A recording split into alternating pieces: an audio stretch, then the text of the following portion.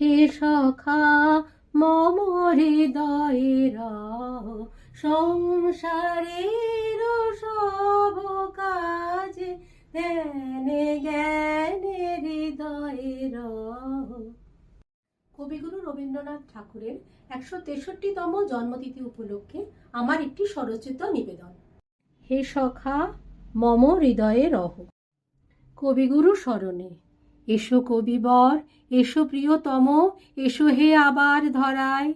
তোমারই কাব্যে তোমারই গানে স্নিগ্ধ সুধা যে ছড়ায়।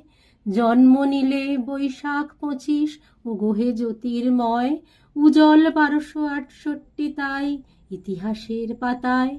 দেশ ও জাতির ধর্মে কর্মে শক্তি ভক্তি পূজায়। আজিও এ জাতি, আজিও এ বিশ্ব ঋষিবর তোমারই প্রণাম জানায়। নমস্কার।